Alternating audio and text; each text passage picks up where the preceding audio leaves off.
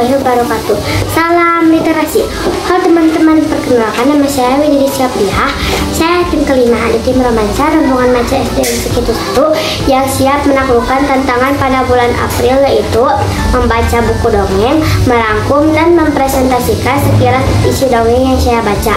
Dongeng yang saya baca yaitu berjudul Petualangan Si Mumu, disusun oleh Tita Rostita, diterbitkan pada tahun 2004 oleh Rineka Cipta. Baik, langsung saja pada isi singkat dongengnya. Petualangan Si Mumu. Di suatu danau hiduplah ikan mujair yang mempunyai anak bernama Mumu.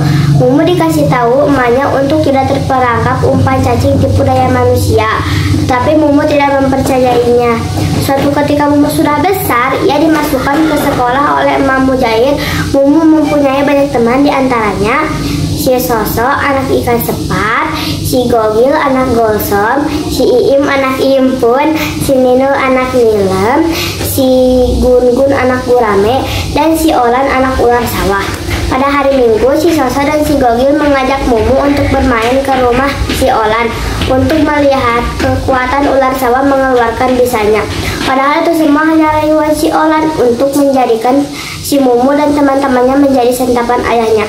Karena kecerdikan Mumu berhasil kabur dari rumah si Olan, tetapi teman-temannya tidak dapat terselamatkan. Karena dendam, Mumu menjebak si Olan untuk menjadi santapan burung bangau.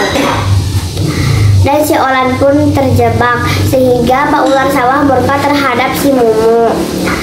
Di saat lari dari kejaran Pak Ular Sawah, Mumu tidak sengaja melahap umpan cacing dan biur, si Mumu langsung terlempar ke daratan. Saat sedang berusaha kembali ke danau, Mumu tidak sengaja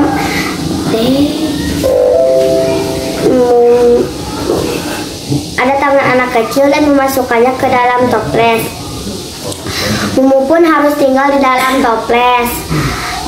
Dan sesekali diganggu si Meong, seekor kucing hitam. Mumu mendengarkan percakapan manusia dan anaknya yang akan menangkap semua ikan di danau menggunakan racun potas. Itu membuat Mumu ingin segera pulang ke danau untuk menyelamatkan emaknya. Suatu pagi, tiba-tiba Mumu dikeluarkan dari dalam toples dan plung, Mumu masuk ke dalam air kolam yang sangat asing bagi Mumu.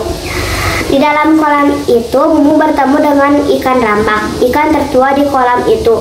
Mumu pun minta tolong pada Pak Rambak untuk diantarkan ke danau. Pak Rambak mengantarkan si Mumu pada si Bolot ikan bogo, karena cuma si Bolot bogo yang bisa menolong Mumu. Perjalanan kembali ke danau benar-benar tidak mudah.